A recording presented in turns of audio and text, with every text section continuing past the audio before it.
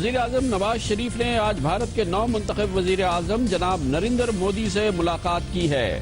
مبصرین پوچھ رہے ہیں کہ کیا بھارت اور پاکستان میں امن قائم ہو، اس کے لیے قسمت ایک اور موقع دے رہی ہے۔ عمران فاروق قتل کیس میں ایک بڑی پیش رفت ہوئی ہے۔ اسکاٹ لینڈ یارڈ نے مشتبہ قاتلوں کی تصاویر جاری کر دی ہیں اور اس کے حوالے سے کئی اہم معلومات بھی۔ کراچی میں غیر اعلانیہ لوڈ شیڈنگ ہے اور احتجاج بھی شروع ہو گیا ہے۔ کراچی الیکٹرک کہتی ہے کہ اس کی وجوہات تکنیکی ہیں۔ Chief of army staff general Raheel Sharif آج جنوبی وزیرستان پہنچے۔ علاقے کی موجودہ صورتحال کے حوالے سے یہ دورہ بہت اہمیت کا حامل ہے۔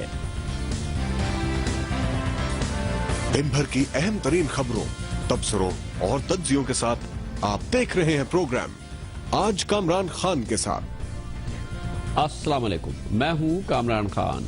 بھارت کے نو منتخب وزیر اعظم نریندر مودی، جنہوں نے کل اپنے عہدے کا حلف اٹھایا تھا، آج انہوں نے بحیثیت وزیر اعظم ہندوستان کام کرنا شروع کیا اور آج کے دن کی ان کی سب سے اہم مصروفیات میں سے شامل تھا پاکستان کے وزیر اعظم جناب نواز شریف سے 1 منٹ طویل مصافحہ اور تقریباً 1 گھنٹے کی ملاقات۔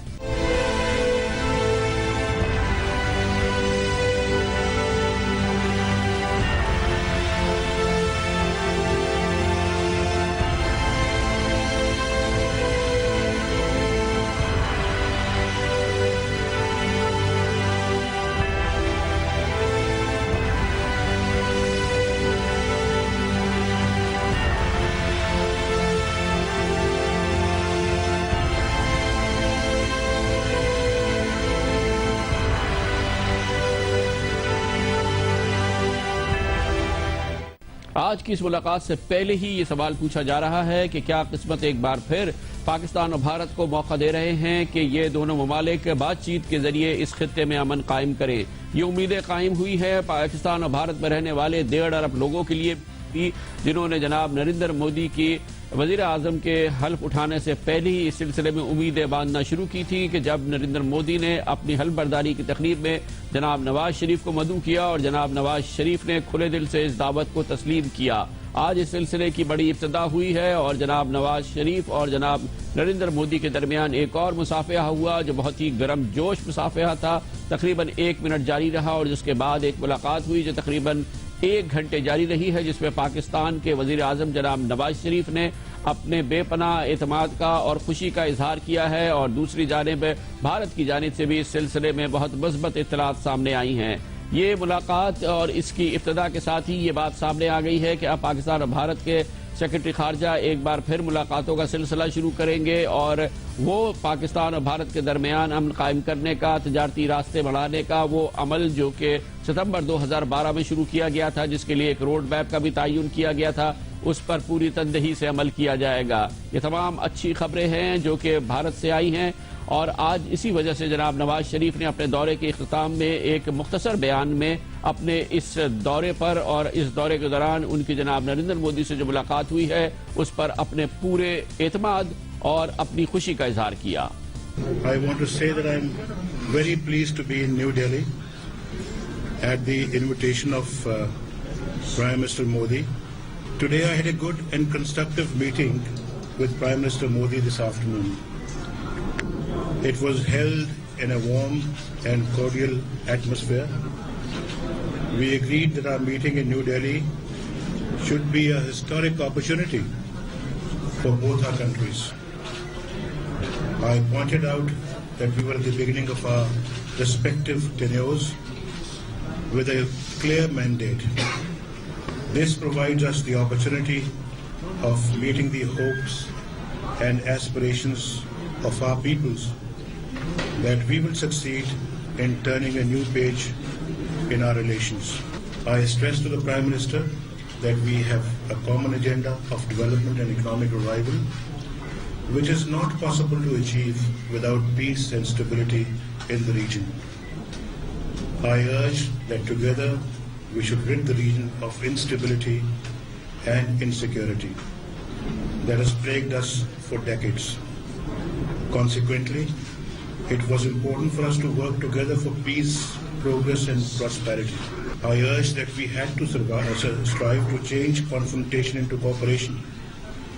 Engage in accusations and counter-accusations would be counterproductive, I emphasized. My government therefore stands ready to discuss all issues between our two countries in a spirit of cooperation and sincerity. We agreed that common objective could be facilitated by greater people-to-people exchanges at all levels. Prime Minister Modi warmly reciprocated my sentiments and remarked that my visit to New Delhi was seen as a special gesture by the people of India. He stated that it was incumbent on both of us to work together to achieve our common objectives for peace and development. We also agreed that the two foreign secretaries would be meeting soon to review and carry forward our bilateral agenda in the spirit of our meeting today. I take leave of this historic city. I do so with a strong sense that the leaderships and the peoples of our two countries share desire and mutual commitment to carry forward our relationship for the larger good of our peoples. آج جناب وزیر اعظم نواز شریف کے اس بیان سے قبل بھارت کی secretary خارجہ سجاتا سنگھ نے بھارتی نقطہ نظر پیش کیا اور ایک تحریری بیان انہوں نے پیش کیا. اس کے علاوہ انہوں نے اخبار نویسوں کے سوال اور اس کے جواب بھی دیے اور خاص طور پہ انہوں نے کہا کہ بھارت اور پاکستان نے اسی ملاقات میں, آج کی ابتدا کی ملاقات میں ہی یہ بات طے کی ہے کہ فوری طور پہ تجارتی راہداریوں کو کھولا جائے اور پاکستان اور بھارت کے درمیان تجارت کی جتنی بھی امور ہیں انہیں معمول کی سطح پر فوری طور پہ لایا جائے. Well, you know, it's now NDMA, right? Non-differentiated market access. So, yes, there was a discussion on trade. There was there was discussion on trade, and we noted that we were fully ready to normalize trade and economic relations. And both Prime Ministers expressed their interest in having this done as early as possible. You are aware that the roadmap was drawn up as far back as 2012. Right? And the next step that needs to be taken is for Wagah Atari to be opened up to full trade. دونوں وزراء اعظم نے طے کیا کہ جتنی جلدی ممکن ہو دونوں ملکوں کے درمیان تجارت کو معمول کی سطح پر لایا جائے اور واگا اٹاری بارڈر کو فوری طور پر اس سلسلے میں فعال کیا جائے. بھارت نے اپنے اس موقف کو دہرایا کہ پاکستان کو چاہیے کہ بقول اس کے پاکستان کی سرزمین کو بھارت کے اندر جو دہشت گردی کے لیے استعمال کیا جاتا ہے اس کو ناممکن بنایا جائے. اور خاص طور پہ بھارت نے ایک بار پھر اس بات کو دہرایا کہ ممبئی میں ہونے والے سن 2008 میں دہشت گرد حملوں کے حوالے سے پاکستان میں جو گرفتاریاں ہوئی ہیں اور جو مقدمات زیر سماعت ہیں انہیں تیزی سے مکمل کیا جائے اور جو لوگ اس بڑے دہشت گرد حملے میں ملوث ہیں اور جو پاکستان میں جن پہ مقدمہ چل رہا ہے انہیں جلد از جلد سزا دی جائے. اور بھارت کا یہ موقف جس کی توقع کی جا رہی تھی آج جناب نریندر مودی نے اس کا اظہار جناب نواز شریف سے بھی کیا اور اسے سرکاری طور پہ بھی سجاتا سنگھ نے بیان کیا. In the meeting with Prime Minister Nawaz Sharif of Pakistan, PM underlined our concerns relating to terrorism. It was conveyed that Pakistan must abide by its commitment to prevent its territory and territory under its control from being used for terrorism against India. We also expect that necessary steps will be taken in the Mumbai terror attack trial underway in Pakistan to ensure speedy progress of the case and the conviction of those responsible. ایک اچھی ابتدا ہوئی ہے اور اسی ابتدا کا مزید احوال حاصل کرتے ہیں اور اس کے لیے ہم نئی دلی جائیں گے جہاں پر ہمارے ساتھ موجود ہیں بھارت کے ممتاز سینئر صحافی جناب جاوید مصطفیٰ انصاری جو کہ نیشنل افیئرز ایڈیٹر بھی ہیں ممتاز television channel headline news کے بھی. بہت بہت شکریہ انصاری صاحب. فرمائیے گا آپ کا کیا فیڈ بیک ہے دلی میں جہاں پہ آپ موجود ہیں اس ملاقات کے بعد اور اس سے پہلے بھی جو آپ ماحول دیکھ رہے ہیں خاص طور پہ اس کے بعد اس کے بارے میں آپ کیا کہیں گے؟ دیکھیے کامران صاحب میں بہت دنوں بعد اتنی گڈ ول دیکھ رہا ہوں انڈیا پاکستان کے بیچ میں تعلقات ٹھیک کرنے کی پیشکش میں. کسی بھی ڈیموکریسی میں یا کسی بھی سرکار میں اتنے اہم موو جب لیے جاتے ہیں جب تک اس کو پاپولر بیکنگ نہ ہو وہ پوری طریقے سے سکسیسفل نہیں ہو سکتی. ہندوستان میں نئی سرکار کے آنے کے بعد ایک نیا مومنٹم ہے پیس کے لیے اور نواز شریف صاحب کے یہاں آنے سے بہت فرق پڑا ہے. آپ نے بھی دیکھا ہوگا تصویروں میں کل جب اپنے یہ حلف اٹھا رہے تھے نریندر مودی، اس فنکشن میں جب نواز شریف صاحب آئے سب سے زیادہ گرم جوشی سے ان کا ہی استقبال کیا. ویسے تو 8 سال کے لیڈرز وہاں تھے، حامد کرزائی کے ساتھ بہت سے اور لوگ تھے، لیکن سب سے گرم جوشی سے پاکستان کے وزیر اعظم نواز شریف صاحب کا خیر مقدم کیا گیا. اور وہاں زیادہ تر لوگ ایسے تھے جو بھارتی جنتا پارٹی جو اس وقت جس کی حکومت بنی ہے ان کے سپورٹرز تھے.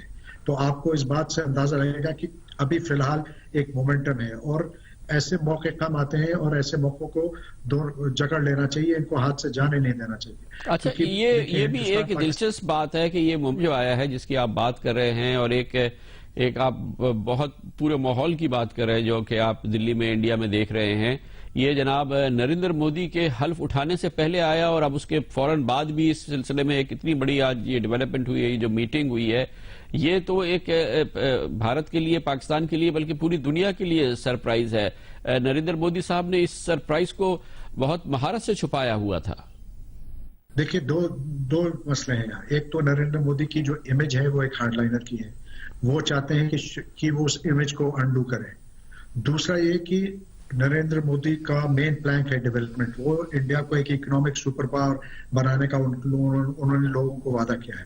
اب وہ یہ جانتے ہیں کہ اگر انڈیا کو اکنامک سپر پاور بننا ہے، یا انڈیا میں اکنامک سپر پاور نہیں بھی تو اگر گروتھ ریٹ 9 یا 10% پہ واپس آنا ہے تو امن چین ہونا چاہیے، خطے میں امن چین ہونا چاہیے.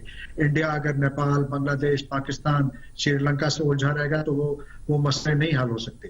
اس لیے ان کا بھی ایک انٹرسٹ ہے. دوسرے پورے بر صغیر کے لیے یہ بڑی اچھی بات ہے کہ اگر دونوں ملک میں دیکھیے، یہ ہندوستان میں پہلی بار انڈیپینڈنس کے بعد، آزادی کے بعد پہلی بار ایک رائٹ ونگ سرکار آئی ہے، اور رائٹ ونگ سرکار جو پیس کا معاہدہ ہوتا ہے اس کو کہیں زیادہ بہتر طریقے سے لوگوں کو سیل کر سکتی ہے بنسبت ایک مڈل آف دا روڈ ایک لبرل پارٹی. آپ دنیا میں اس کی مثال دیکھ لیں، ایسا ہی ہوتا ہے.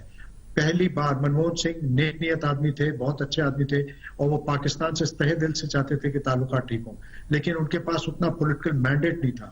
اس سرکار کے پاس، اس نئی حکومت کے پاس پولیٹیکل مینڈیٹ ہے، ان کے پاس خود کی میجورٹی ہے، اور ان کے الائز کو ملا کے ان کے پاس ایبسولوٹ میجورٹی ہے. تو یہ ان کو ایک فریڈم ہے. اور سب سے اہم بات جو یہ ہے کہ نریندر مودی، یہاں ہندوستان میں ایسے لوگ پہلے تھے کہ جب بھی کوئی ایسا حادثہ ہوتا تھا جیسے ہرات میں ہوا تو فوراً یہ ہوتا تھا کہ پاکستان سے جو بھی بات چیت ہو رہی ہے اس کو پیچھے لے لیں، 1 قدم آگے بڑھ کے 2 قدم پیچھے چلے جاتے تھے. نریندر مودی نے شیو سینا کی بات کو درکار کنار رکھا. ان کا کہنا تھا انڈیا پاکستان کے کرکٹ ٹائز ہی نہیں ہونے چاہیے. وہ کرکٹ ٹائز کو چھوڑو، انہوں نے نواز شریف صاحب کو دعوت دی. نواز شریف صاحب نے حافظ سعید اور لیاقت بلوچ صاحب کے یہ سب الٹیمیٹم کے باوجود وہ یہاں تشریف لائے.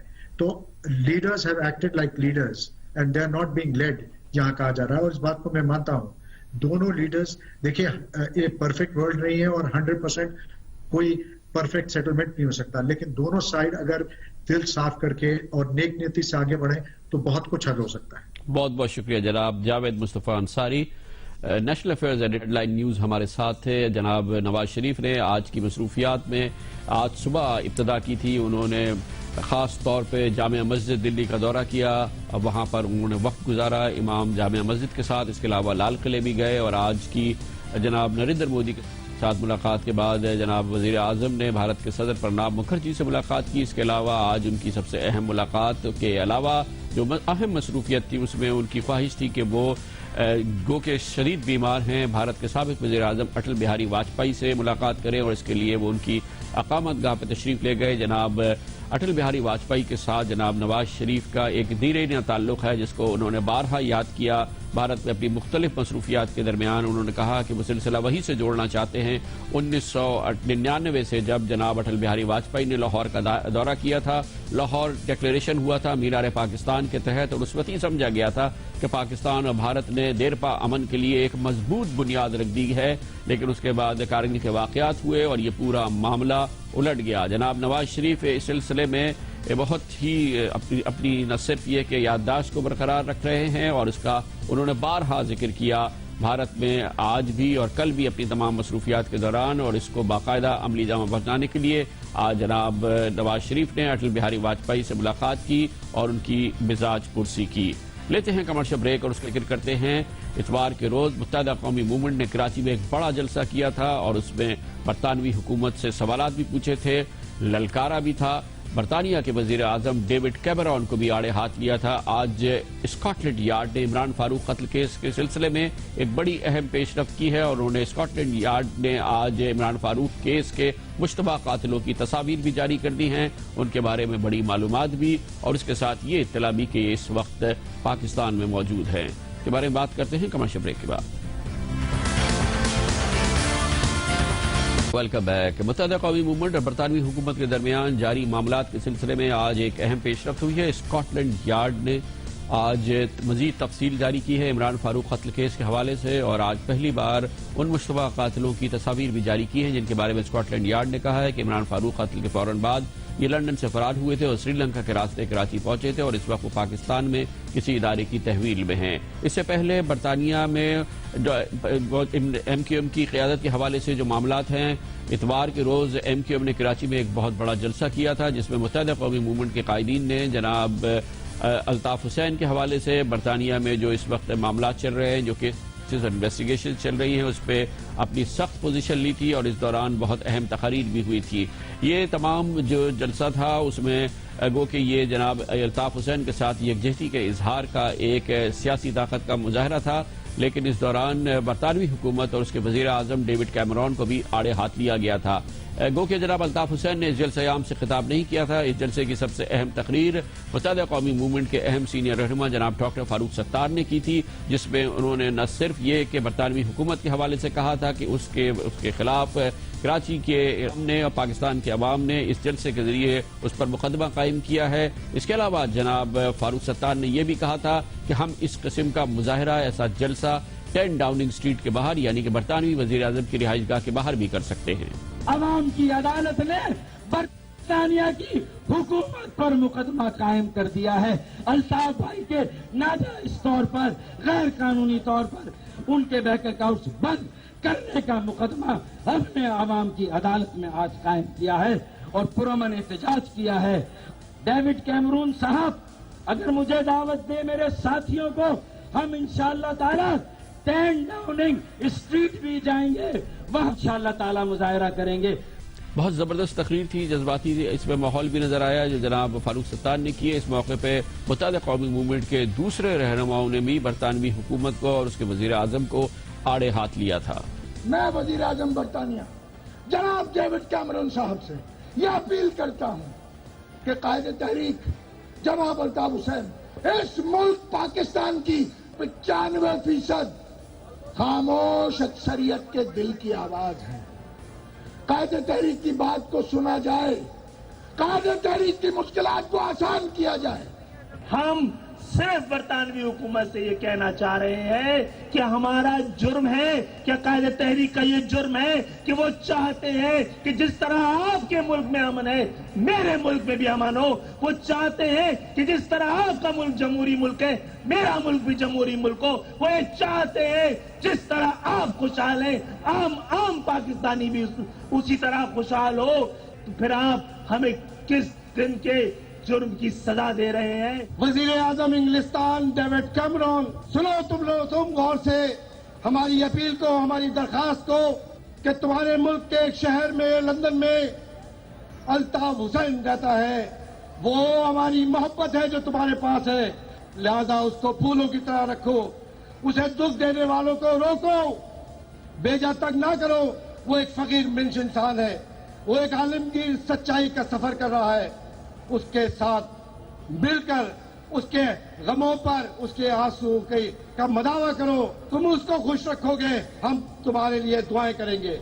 معاملات جناب الطاف حسین کے حوالے سے برطانیہ میں کشیدہ ہیں اور اس حوالے سے مختلف جو ڈیولپمنٹس ہوئی ہیں حالیہ دنوں میں، اس میں سب سے اہم ڈیولپمنٹ یہ ہے کہ جناب الطاف حسین نے درخواست کی ہے کہ انہیں پاکستان کا شناختی کارڈ اور پاسپورٹ دوبارہ جاری کر دیا جائے۔ اس سلسلے میں جو مراحل تھے وہ اب طے کیے جا رہے ہیں۔ دوسری جانب برطانیہ میں اخبارات بھی کہتے ہیں اور اسکاٹ لینڈ یارڈ بھی کہتی ہے کہ مختلف حوالوں سے وہ تحقیقات کر رہی ہے مختلف معاملات کی، جس میں ایک تو برطانیہ میں موجود ایم کیو ایم کی قیادت کے حوالے سے ڈاکٹر عمران فاروق کیس ہے، اس کے علاوہ ٹیکس کے حوالے سے انویسٹیگیشنز ہیں. منی لانڈرنگ کیس ایک بہت اہم ہے جس کے بارے میں بتایا گیا ہے کہ مستعدی سے اسکاٹ لینڈ یارڈ اس کی تحقیقات کر رہی ہے. یہ تمام معاملات سامنے آئے ہیں مگر یہ معاملات کتنے کشیدہ ہیں اس کا انکشاف خود جناب الطاف حسین نے گزشتہ ہفتے پاکستان کے ایک نیوز ٹی وی چینل پر بات کرتے ہوئے کیا تھا. منی لانڈرنگ آپ جانے کون کون سے مقدمات بنا دیے ہیں. میں یہ کہتا ہوں MI5 ہو برطانیہ کی, MI6 ہو, اسکاٹ لینڈ یارڈ ہو یا میٹروپولیٹن پولیس ہو, میرے گھر چھاپے مارے, میرے آفس میں چھاپے مارے. میں برطانیہ آ گیا, 22 سال سے میں یہاں پر جلا وطن ہوں, تو برطانیہ میں بھی مجھے چین سے نہیں بیٹھنے دیا گیا اور میرے اوپر طرح طرح کے جھوٹی رپورٹوں کے ذریعے یہاں پر کیا ڈرامہ کیا گیا یہ تو اللہ ہی بہتر جانتا ہے. اس وقت میرے اوپر منی لانڈرنگ کے کیسز, اس وقت میرے اوپر نہ جانے اور کون کون سے مقدمے جو ہیں وہ ابھی عدالت میں تو یہ نہیں لائے, لیکن میرے تمام بینک اکاؤنٹس برطانیہ میں بند کر دیے ہیں برطانوی گورنمنٹ نے بغیر کسی ثبوت اور شواہد کے, عدالت میں ثابت کیے بغیر.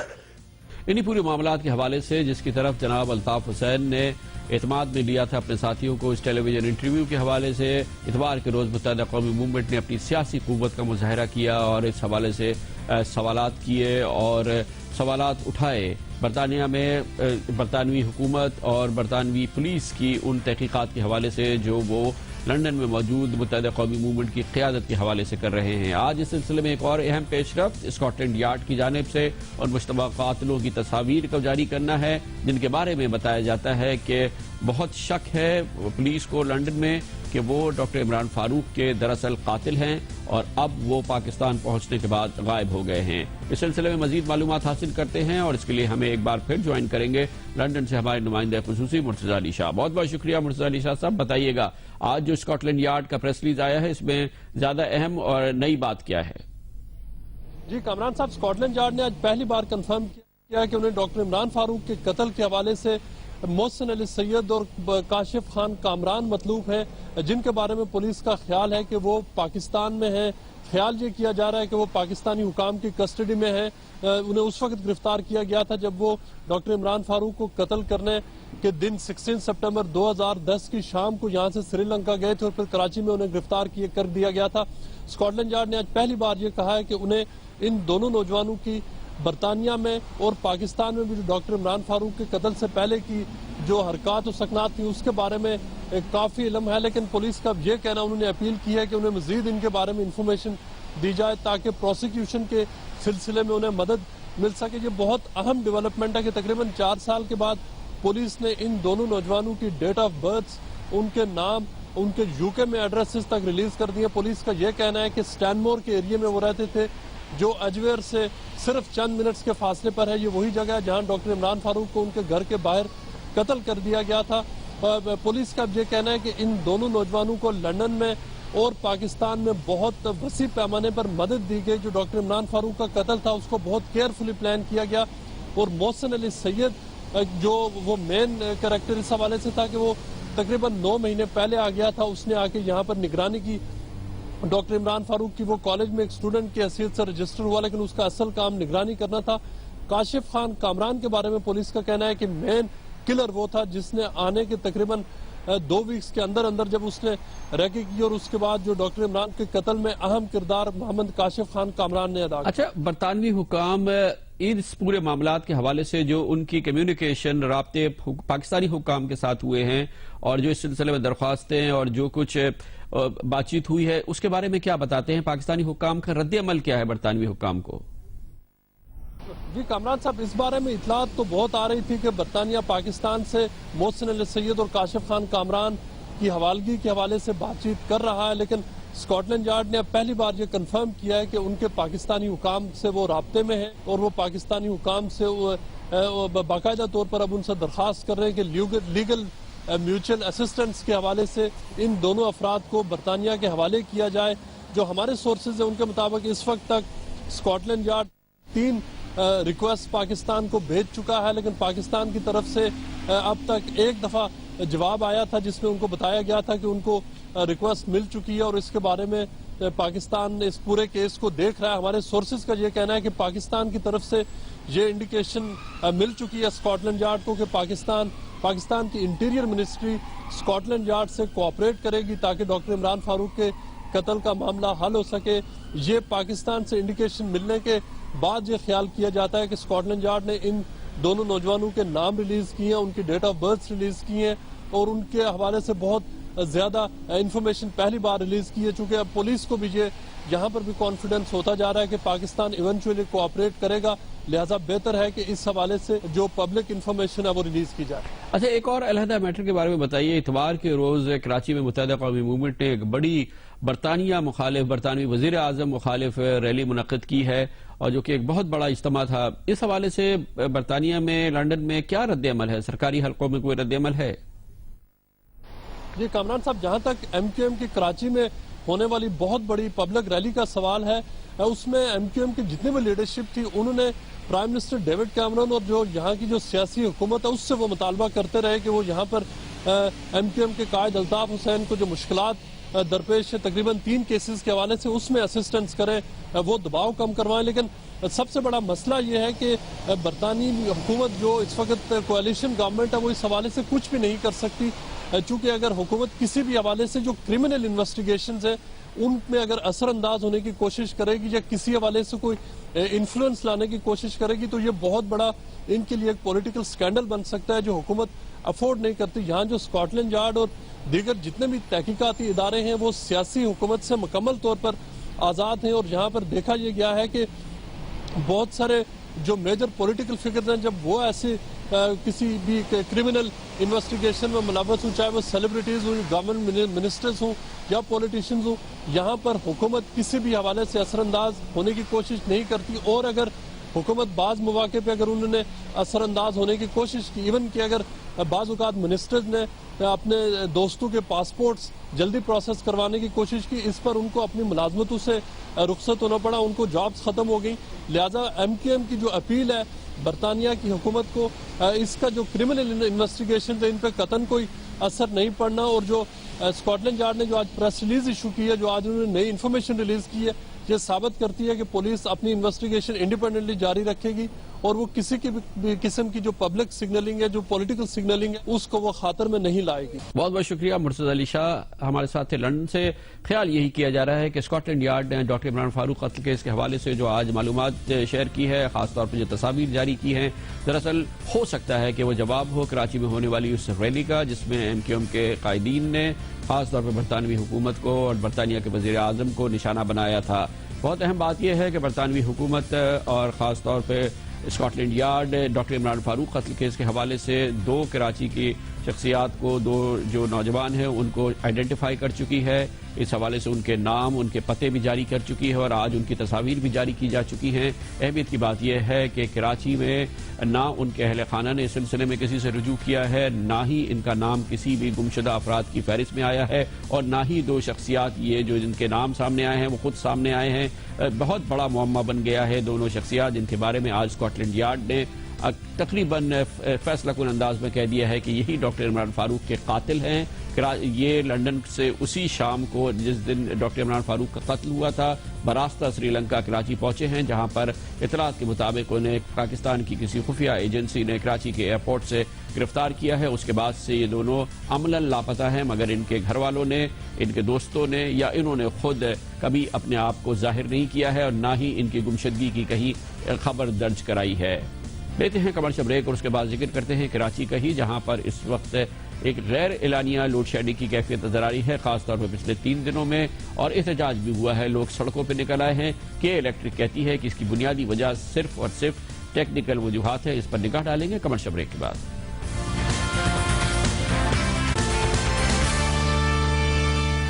کراچی میں بدترین غیر اعلانیہ لوڈ شیڈنگ ہو رہی ہے اور اس میں شدت پچھلے 3 دن کے دوران آئی ہے, جس کے دوران کراچی کے مختلف علاقے طویل عرصے کے لیے بجلی سے محروم ہو گئے ہیں. کراچی میں یہ صورتحال غیر معمولی ہے اور اس کے نتیجے میں احتجاج بھی ہوا ہے, لوگ سڑکوں پہ بھی نکلے ہیں. کراچی کے 2 مختلف علاقوں میں پچھلے 24 گھنٹوں کے دوران بڑا احتجاج دیکھنے میں آیا ہے, جس کے دوران ٹریفک بھی رکا ہے اور پولیس کو تشدد کا استعمال کرنا پڑا ہے لوگوں کو منتشر کرنے کے لیے. یہ پوری صورتحال کراچی الیکٹرک جس کو کہ اب کے الیکٹرک کہا جاتا ہے اس کا کہنا یہ ہے کہ یہ تکنیکی وجوہات کی بنا پر ہوا ہے، لیکن اس کی وجہ سے کراچی میں لا اینڈ آرڈر کے مسائل تقریباً کم از کم 2 علاقوں میں پیدا ہوئے ہیں.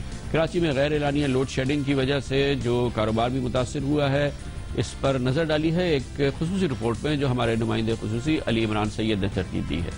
چلچلاتی ہوئی دھوپ، سخت گرمی اور کراچی کی نمی تینوں ساتھ ہوں تو کسی بھی شخص کے ہوش اڑا دینے کے لیے کافی ہیں. پھر اگر اس ماحول میں لوڈ شیڈنگ کا دورانیہ بھی بڑھے اور ایسا بڑھے کہ اس کا کوئی شیڈیول ہی نہ رہے تو پیمانہ صبر کچھ یوں ہی لبریز ہوتا ہے.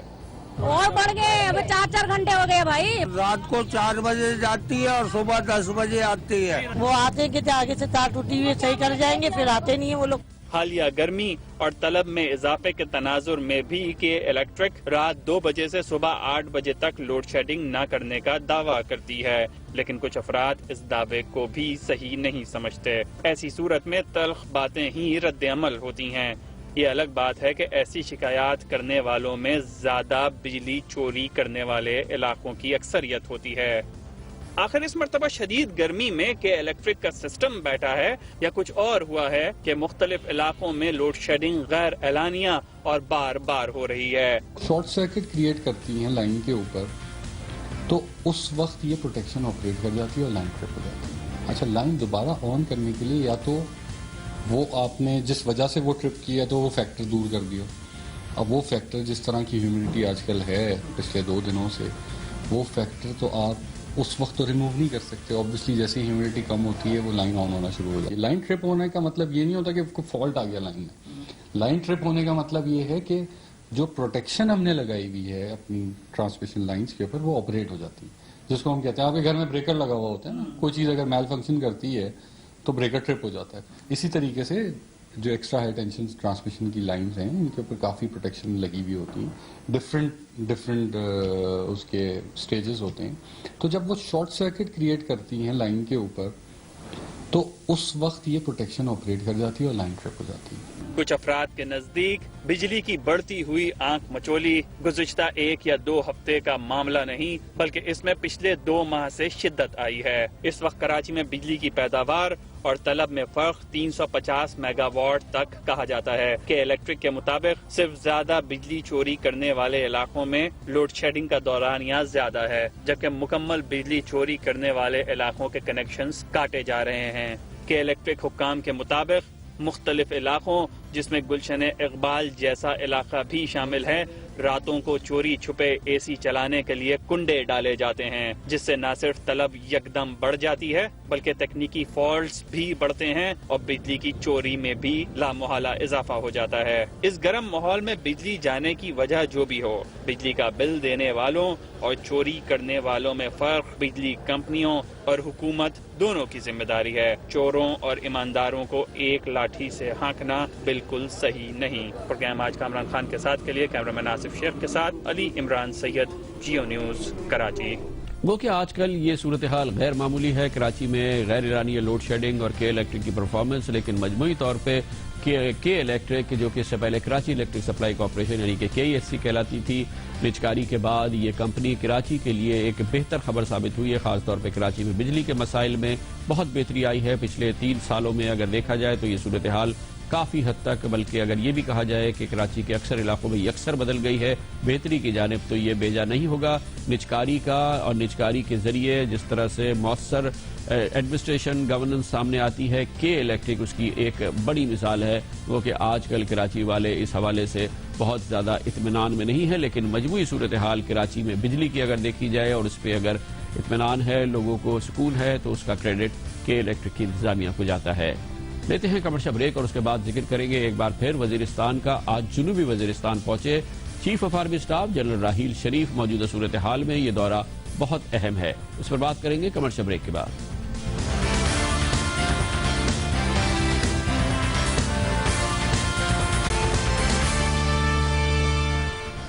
Welcome back. حکومت و طالبان کے درمیان جنگ بندی کے اعلانیہ خاتمے کے بعد شمالی وزیرستان میں پاکستان کے فوجی دستوں نے محدود کارروائیاں کی ہیں. گو کہ یہ دفاعی کارروائیاں تھیں اور رد عمل تھی ان دہشت گرد حملوں کا جو کہ پچھلے کئی دنوں میں جس کے ذریعے پاکستان کے فوجی دستوں کو نشانہ بنایا گیا ہے۔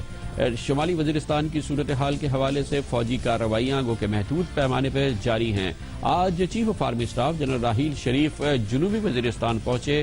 یہ علاقہ بھی یہاں کی صورتحال مجموعی طور پہ بہتر سمجھی جاتی ہے، مگر یہاں کے کچھ حصوں کے بارے میں حالات کشیدہ بتائے جاتے ہیں۔ جنرل راحیل شریف نے آج دن کا کافی گھنٹے جنوبی وزیرستان میں گزارے، جہاں پر انہوں نے وہاں پہ موجود فوجی دستوں کی خدمات کو زبردست خراج تحسین پیش کیا اور ان کی قربانیوں کو بھی۔ اس موقع پر جنرل راحیل شریف نے فوج کے تحت شروع کیے گئے چھوٹے ترقیاتی منصوبوں کا تفصیلی جائزہ لیا، جن کا براہ راست تعلق قبائلی علاقوں اور خاص طور پہ جنوبی اور شمالی وزیرستان میں جو صورتحال ہے اس حوالے سے ہے۔ بہت اہم یہ منصوبے ہیں جن کی براہ راست نگرانی پاک فوج کر رہی ہے، اور انہوں نے جو منصوبے تکمیل تک پہنچے ہیں ان کا جائزہ لیا، ان کے سٹینڈرڈ کی اور اس کی بروقت تکمیل کی تعریف بھی کی ہے۔ جنرل راحیل شریف نے خاص طور پہ آج اس سینٹرل اقتصادی راہداری کا ذکر کیا۔ یہ وہ راستہ ہے جس کے لیے 714 کلومیٹر طویل روڈ تعمیر کی جا رہی ہے، جو کہ انڈس ہائی وے کو وزیرستان کی ایجنسیوں کو افغانستان کے رنگ روڈ سے جوڑے گی، جہاں سے یہ سینٹرل ایشین ریپبلکس تک یہ جڑ جائیں گی، اور یہ پورے علاقے کی اقتصادی ترقی کے لیے یہ منصوبہ انتہائی اہمیت کا حامل ہے۔ آج جنرل راحیل شریف نے اس کا خاص طور پہ جائزہ لیا اور اس حوالے سے بریفنگ بھی حاصل کی ہے۔ اس کے علاوہ آج چیف آف آرمی اسٹاف نے جنوبی وزیرستان میں ہی کیڈٹ کالج اسپنزئی غزئی کا بھی دورہ کیا اور وہاں پہ کیڈٹ سے بات چیت بھی کی اور ان کے جو وہاں پہ انتظامی امور ہیں اس کا بھرپور جائزہ بھی لیا ہے۔ کیڈٹ سے بات کرتے ہوئے جنرل راحیل شریف نے کہا کہ فوج کی جانب سے تکمیل شدہ تعلیمی منصوبے دور دراز علاقوں میں رہائش پذیر نوجوانوں کو قومی دھارے میں لانے کے لیے ایک انتہائی اہم کردار ادا کر رہے ہیں۔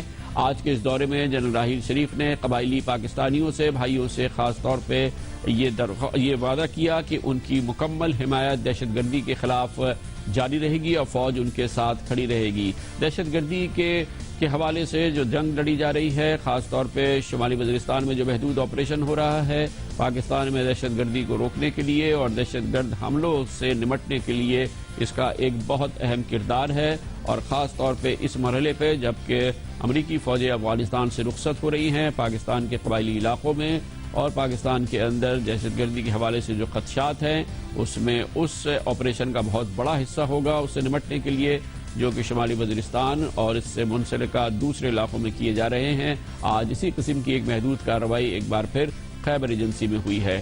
جنرل راحیل شریف کا جنوبی وزیرستان کا تفصیلی دورہ، اس پر مزید بات کریں گے، اور اس کے لیے ہمیں جوائن کیا ہے پشاور میں ہمارے سینئر کورسپونڈنٹ مشتاق یوسفزئی نے۔ کیا اہمیت ہے مشتاق یوسفزئی صاحب، ہمیں سمجھانے کی کوشش کریں۔ آج چیف آف آرمی اسٹاف نے کئی گھنٹے گزارے جنوبی وزیرستان میں۔ دیکھیں، یہ جب راحیل صاحب آرمی چیف بنے تو پہلے بھی گئے تھے، شمالی وزیرستان گئے تھے اور آج دوبارہ گئے، اور جو معلومات اب تک ہمیں پہنچی ہیں وہ یہ ہے کہ انہوں نے جو فارورڈ فورس تھے وہاں کا دورہ کیا، وہاں فوجی جوانوں سے ملے، ان کی وہاں پہ انہوں نے پروفیشنل کی جو وہاں پہ کارکردگی ان کو سراہا، ان کو شاباش دی کہ آپ جو ہے بہت ہی خطرناک علاقے میں لڑ رہے ہیں، اور آپ نے یہ جو وزیرستان کا علاقہ تھا جنوبی وزیرستان کا، یہ پاکستان میں طالبان کا سب سے مضبوط گڑھ تصور کیا جاتا تھا، تو وہ علاقہ اب ان سے خالی ہو چکا ہے، تو انہوں نے شاباش دی، انہوں نے ان کی بہادری کی بھی تعریف کی۔ تو ایک ایسے وقت میں آیا ہے کہ دیکھیں جو قریبی شمالی وزیرستان ہے وہاں پہ حالات ٹھیک نہیں ہے، تو شاید ضرورت پڑے جہاں وہاں پہ آپریشن کی، تو جس میں نے پہلے ذکر کیا کہ ہو سکتا ہے کہ یہ جو فورسز ہیں ان کو وہاں سے منہ کرنا پڑے مکین کی طرف اور عظمت کی طرف، تاکہ یہ جو پٹی بند کیا جا سکے۔ اچھا، اسی علاقے میں اور اطراف میں اس وقت ایک اور دوسری صورتحال جنم لے رہی ہے جو کہ پچھلے کئی ہفتوں سے جاری ہے، جس میں طالبان کے مختلف گروہ، مسعود قبائل کے مختلف گروہ ایک دوسرے سے ایک شدید ان کی لڑائی چل رہی ہے اور ایک اندرونی کشمکش اس وقت جاری ہے، اس کی تازہ ترین صورتحال کیا ہے؟ میں تحریک طالبان پاکستان جب سے بنی ہے دسمبر 2007 سے، میرے خیال میں یہ کبھی بھی اتنی کرائسس سے نہیں گزری تھی جو کہ آج کل گزر رہی ہے، اور اس کی وجہ ان کے اندرونی اختلافات ہے۔ آپ کو معلوم ہے کہ پہلے امارت پہ ان کا تنازع تھا جب حکیم اللہ مسعود ڈرون حملے میں مارے گئے۔ اب جو سب سے بڑا اہم مسئلہ ان کو درپیش ہے وہ جنوبی وزیرستان میں دو مسعود گروپوں کے درمیان لڑائی کا ہے، اور وہاں پہ خان سید اور سجنا اور شہریار گروپ کے درمیان لڑائی ہو رہی ہے. بہت سارے لوگ ان کے اس میں جاں بحق ہو گئے ہیں. تحریک طالبان پاکستان کی جو اپنا شورا کے ممبر ہیں انہوں نے بہت کوششیں کی. پھر افغان طالبان نے اپنے لوگ بھیجے اور انہوں نے بھی کوششیں کی کہ ان کا درمیان صلح کرائے. تو یہ برابر ان کی کوششیں ثابت نہیں ہوئی, ابھی لڑائی ہو رہی ہے. تو پھر مولانا فضل اللہ نے جو کہ تحریک طالبان پاکستان کے سربراہ ہے, انہوں نے سجنا کو ریموو کیا اور ان کی جگہ عمر خالد خراسانی جو کہ محمد ایجنسی میں تحریک کے سربراہ ہیں ان کو تعینات کیا کہ آپ جا کے وہاں پہ جائیں اور ان کے درمیان لڑائی روکے اور ان کے لیے ایک نیا امیر چن لیں تاکہ سب کو وہ قابل قبول ہو. لیکن ابھی جو اطلاعات آ رہی ہے تو تحریک طالبان کی شورا ہے انہوں نے مولانا فضل اللہ کی اس فیصلے کی توثیق نہیں کی ہے. تو اب یہ سننے میں آ رہا ہے کہ مسعود طالبان وہ حکومت سے بات چیت کے حق میں ہے کیونکہ ان پر اپنے جو قبائلی ہیں ان کا بھی دباؤ ہے کہ 2009 سے یہ IDPs ہیں, ان کے گھر بار تباہ ہو چکے ہیں اور وہ چاہتے ہیں کہ اپنے علاقے میں دوبارہ جا کے زندگی کا آغاز کرے. اور جو تحریک کے اندر کے لوگ ہیں وہ کہتے ہیں کہ مولانا فضل اللہ, باجوڑ کے طالبان, محمد جنس کے طالبان, یہ سب اس وقت افغانستان کے اندر بیٹھے ہیں اور وہ نہیں چاہتے کہ حکومت کے ساتھ اس وقت بات چیت کرے. تو ایک بڑی اختلاف کی وجہ یہ بھی بتائی جا رہی ہے کہ وہ لوگ جو TTP کے اس وقت لیڈرشپ کر رہی ہے وہ بات چیت کے حق میں نہیں ہے. مسعود طالبان چاہتی ہے کہ بات چیت کا راستہ اختیار کرے حکومت سے اور یہ معاملہ کرے. اچھا, ملا فضل اللہ کے بارے میں مزید کیا اطلاعات ہے؟ تازہ اطلاعات کہاں ہے؟ کوئی مقام جہاں کے بارے میں خیال ہو کہ وہاں پر وہ چھپا ہوا ہے اور کیا کام ہو رہا ہے, مطلب کس حکمت عملی پہ کام کر رہا ہے ملا فضل اللہ؟ دیکھیں, مولانا فضل اللہ کے خلاف جو 2009 میں پاکستانی فوج نے کارروائی کی تو اس وقت یہ دیر گئے تھے, پھر یہی چلے گئے تھے افغانستان. اور اب بھی اطلاعات آئی ہیں ان کے جو لوگ ہیں وہ کہتے ہیں کہ وہ افغانستان کے صوبہ نورستان اور کنل میں ہو سکتے ہیں. ان کی جو سوات کے دیگر لوگ ہیں, باجوڑ کے جو لوگ ہیں, محمد جنسی کے جو لوگ ہیں, وہ اس وقت سارے افغانستان کے صوبہ نورستان اور کنل میں ہیں. تو یہ تو پہلے سے وہاں تھے, اب بھی وہاں پہ ہے. البتہ اب ان کی جو TTP کے درمیان جو اختلافات ہے اس سے افغان طالبان کو بھی تشویش ہے اور افغان طالبان نہیں چاہتے کہ پاکستانی طالبان اس وقت تقسیم ہو جائے, کیونکہ یہ بھی افواہیں ہیں کہ شاید ان میں 2 گروپ یا 3 گروپ بن جائے. تو ملا عمر جو کہ افغان طالبان کے سربراہ ہیں انہوں نے اپنا نمائندہ وفد بھیجا ہے اور انہوں نے ان کو تنبیہ کی کہ یہ لڑائی کا وقت نہیں ہے, آپ کی ہمیں ضرورت ہے, افغانستان سے غیر ملکی افواج جا رہی ہے, آپ نے آپس میں لڑنا نہیں ہے. اس کے علاوہ جو میری معلومات ہے کہ تو القاعدہ کے لوگ بھی کوششیں کر رہی ہیں کہ اب پاکستانی طالبان کے درمیان جو اختلافات ہیں اس پہ بھی قابو کر سکے, ان کے ساتھ بات چیت کی اور ان کے درمیان جو اختلافات ہیں ان کو ختم کرا سکے. بہت بہت شکریہ. مشتاق یوسفزئی ہمارے ساتھ تھے اور اس کے ساتھ ہی ہمارے آج کے پروگرام کا اختتام ہوتا ہے. اور اس کے ساتھ ہی ایک ضروری اعلان, اور وہ یہ کہ کل سے میں اپنی معمول کی سالانہ تعطیلات پر جاؤں گا جو تقریباً 4 ہفتے جاری رہے گی, اور ان تعطیلات کے اختتام پر جون کے اختتامی ہفتے میں انشاءاللہ آپ کی خدمت میں دوبارہ حاضر ہوں گے. اسی پروگرام کو دوبارہ میں شروع کروں گا, لیکن اس دوران آپ یہ پروگرام دیکھتے رہیں گے جیسے کہ آپ ہر سال دیکھتے رہیں. دن بھر کی اہم ترین خبریں, تبصرے, تجزیے آپ کی خدمت میں حاضر ہوں گے. میں خود جون کے اختتامی ہفتے پہ انشاءاللہ اس پروگرام میں دوبارہ آپ کی خدمت میں حاضر ہوں گا. اس وقت تک کے لیے کامران خان کو اجازت. اللہ حافظ ناصر.